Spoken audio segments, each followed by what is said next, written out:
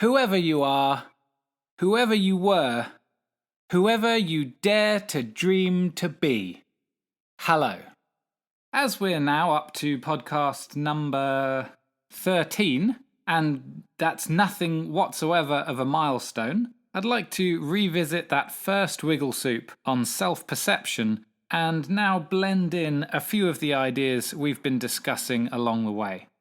Consider this episode a bit of wholesome life advice from someone who knows absolutely nothing worth sharing. It's time for a bit of introspection, a bit of soul searching, together, to better ourselves. Not as human beings, but as human becomings. Ugh. Sorry, nasty taste in my mouth.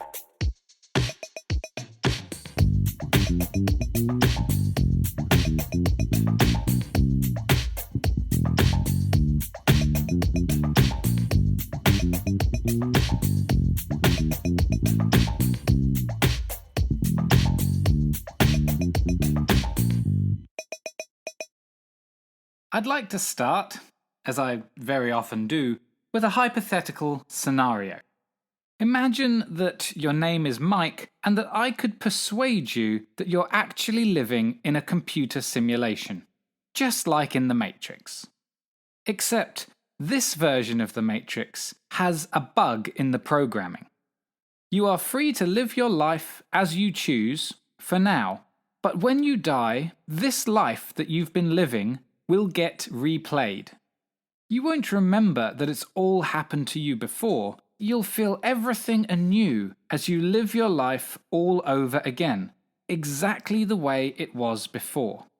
And when you die after that, you'll have your memories dutifully wiped and begin living through it again and again and again for all eternity. But you won't know this, of course. Although it will seem like you're making fresh, autonomous decisions for the very first time, each cycle will pan out exactly the same. Every pain and every joy, every achievement and every mistake. Everything will come around in the same succession, sequence, and with the same emotional intensity, right down to the finest detail. What I'd like to ask you is, considering the quality of the life you've lived so far, and the life you might go on to live after listening to this podcast, would you regard this fate, this eternal cyclic existence, as a blessing or a curse? Would the prospect fill you with fear or with joy? And would it make you go about your life differently in the years remaining to you? This question, this thought experiment, is not entirely mine. It was first posited by the philosopher Friedrich Nietzsche, except with a demon rather than Morpheus. Although this view of life as a glitchy matrix probably doesn't reflect reality, though who knows? Just thinking about it as a possibility makes me wonder if I'd change the way I lived. Would acting as if it were true lead to a better life? Looking at the world in this utterly different way might shake up a person's values entirely, or it might not affect them at all. Would they keep doing the same job? Stay with the same partner? Look after themselves any better, or be nicer to people if they knew that they'd be committed to infinitely repetitive reincarnations of this first life? In the same way that scientific knowledge, religious beliefs, societal structures, and morality all change dramatically over time, the lives of us modern Homo sapiens are a process of continual change as well. Grasping the full reality of our situation is a good first step towards steering the process.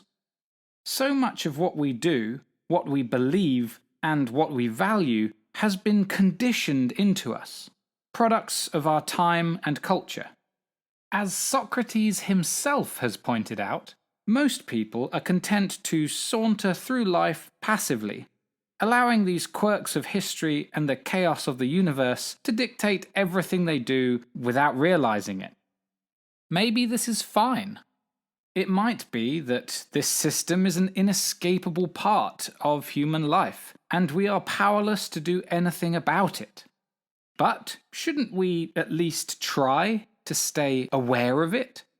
After all, if we don't understand why we believe the things we do, how can we possibly claim to do anything freely? Why bring up this idea of constant change and personal freedom at all? What possible value could those concepts offer? Well, I'll tell you. A lot of people are taking risks with their lives and ambitions at the moment, trying new things, moving in new directions, pushing the boat out. And I have to say, on the whole, I approve, though T's and C's apply. If you happen to discover that you're passionate about something, about someone, or somewhere, go for it. Just spend a moment asking yourself why that thing is important to you. The goal of honest, introspective self-understanding may be the only true freedom that we have access to.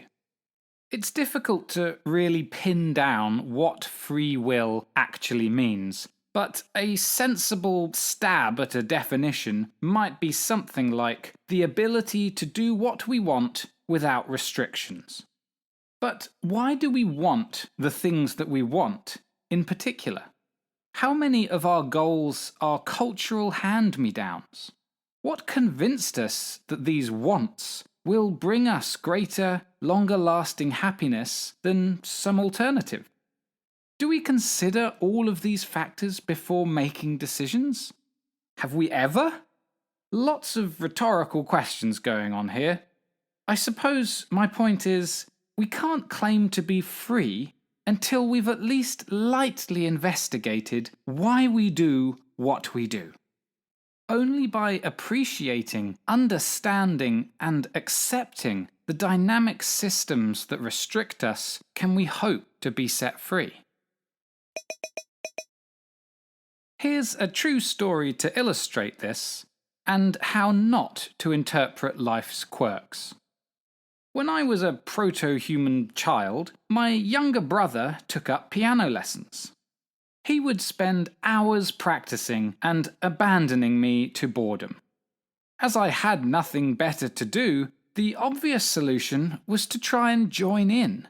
But I had absolutely no interest in learning such a fiendishly complicated instrument as the piano. So one very decisive day, I marched myself into a music shop and brought what appeared to be the simplest musical instrument I could find, a 4-string electric bass guitar. With around 226 less strings, I figured the bass would be so much easier to pick up and move around. I committed myself to learning the basics, if only to give my brother and I something new to do together. So that's what I did. Now, technically, according at least to the first episode of Wiggle Soup, from that moment on, I was a bassist. Whether or not anyone happened to ask, my personal identity had assumed a new label. But where did this aspect of my persona emerge from? Had there been a dormant bass-playing essence rooted deep in my soul since birth, aching for me to realize my musical destiny? And what if, in some freak knitting accident, I subsequently lost both of my arms? Would my bass-slapping potential remain locked out of existence, forever unfulfilled? I doubt it. I'm not that good, as the Wiggle Soup theme demonstrates. This idea of a person's individual fate, or divine calling if you prefer, is one of a million stories we could tell ourselves.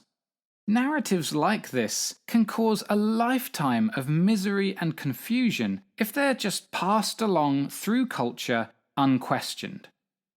The fact that I happened to pick up a bass guitar following a cascade of unpredictable autobiographical events was entirely because I am an open-ended, adaptable, biological machine. As such, I'm compelled to make connections with similar, vaguely ape-shaped biological machines. Doing so happens to appease the evolved systems of intrinsic rewards that underpins all of my human behaviors. The chances of me continuing to play music decades later would entirely depend on the environments that I found myself in and through new connections that I would make or lose. This, as you might have guessed, is also out of my control. Would I discover inspiration and intrinsic reinforcement by jamming along to the funk rock records I was so fond of? Were there like-minded young musicians at my school who just happened to be a bass player short of a band? Did the joint musical interest ultimately bring my brother and I closer together, or were we pulled apart by stepping on each other's toes? All of these turbulent forces went on to alter my future and the futures of everyone I interacted with along the way. There's no reason to believe anything was directing the process. All that's required is biology, culture, and chance. There doesn't need to be any metaphysical or pre-prescribed identity lurking inside of me to dictate my fate, or anyone else's. All any of us need is the circumstantial connections that get made while meandering through this dynamic world as it continuously unfolds around us. That our lives obediently coincide with the historic paths of every other biological machine in existence and non-existence sounds too gushingly romantic to be true, but just because it's poetic and beautiful doesn't mean it's wrong. I might dub this the saccharine fallacy. The ethics of a dominant political party, the influence of a tight community, the layout of a city, and the size of your partner's annual bonus are all spinning kickers on the foosball table of life. Struggling against the complexity of the universe, it's no wonder that people often take shortcuts when trying to define themselves. It's easier, and therefore quite attractive, to have somebody else answer the big questions for us. Questions like, who the bejesus am I, and what am I to do? The danger is, by conforming to an identity handed down to you by parents, society, religion, and so on, you inadvertently restrict the options available, and may even be blinded to novel possibilities. Still, a staggering number of people actually want to be labelled by a third party in this way, to join a tribe and be told how to live their lives. As if being human could ever be that simple. With no universally agreed guidebook to draw from, the better question is not, who am I, but who might I become? If there's any wisdom to be distilled from any of these Wiggle Soup podcasts, it's that there's no transcendental expectation of us, or a path our lives ought to take. I personally think that we should delight in breaking free of the identities offered to us, and instead throw ourselves into the lifelong, continuous melee of becoming.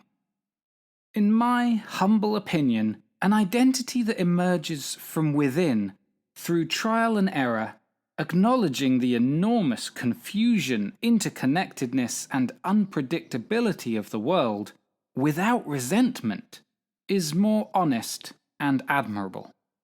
Or as Fyodor Dostoevsky, as the guy that wrote Crime and Punishment said, to go wrong in one's own way is better than to go right in someone else's.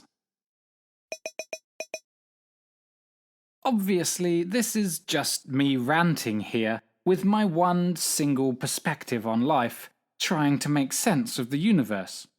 Anyone can record a podcast, But if there was some pre-prescribed plan for me, some grand cosmic script guiding my fortunes, I'd expect life to be a lot less surprising. I'd also have to conclude that I wasn't personally playing a very important role, and I distrust anyone who claims that they were. Instead, constant change looks set to be the norm, with a strong sense of not knowing how things are going to resolve, if at all. Clinging to fixed, essential ideas of fate or destiny feel ugly and oversimplistic to me. They don't seem to appreciate the true complexity of the world, and therefore don't reflect reality at all. Nobody can know exactly how their life is going to pan out before they've gone and lived it. You can't claim to know your true potential, whatever the hell that means, unless you've assessed the infinite combinatorial variety of connections that can be made with all the people you share this planet with, which is, in a word, impossible. To realistically affirm our existence as individuals, we must first make peace with a few key facts of life. These are things that I think it's worth reminding ourselves of on a regular basis. Feel free to jot these down and stick them around your computer screen next to all the rest of your important information. In no particular order, then, we have: every human is a biological machine trapped in a world that's constantly changing. There is no ideal human template to conform to. Everyone is living their first life and interprets reality through stories they've picked up along the way. Your life will play out in unpredictable and unavoidable ways. The universe owes us absolutely nothing and makes no guarantees, except possibly death. Attaching yourself to any single idealized goal or existential outcome is to deny the way the world works. And lastly, everything you do is, at best, a social experiment. None of this is to say that we should just lie back and accept everything that happens to us.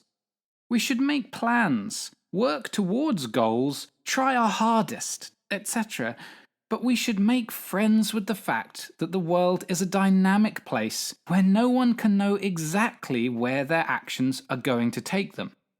We can't know what an outcome will be before we've run the experiment. Our world is full of noise, faults, and feedback loops. If you snuggle down into the safety of any particular worldview without skepticism or fact-checking, at some point it will let you down, and you'll be totally unprepared to face the new reality that steps in. Keep moving.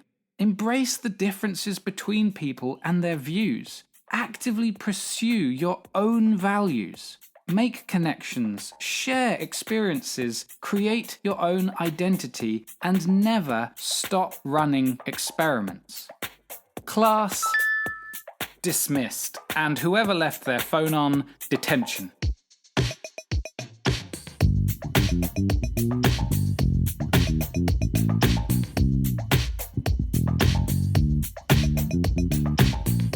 Some events in a person's life, like a brush with death or bringing new micro-humans into the world, have the potential to drastically change our values and perspectives. Psychedelics, at least in my mind, also belong on that list of transformative experiences, as I hope to convince you next episode.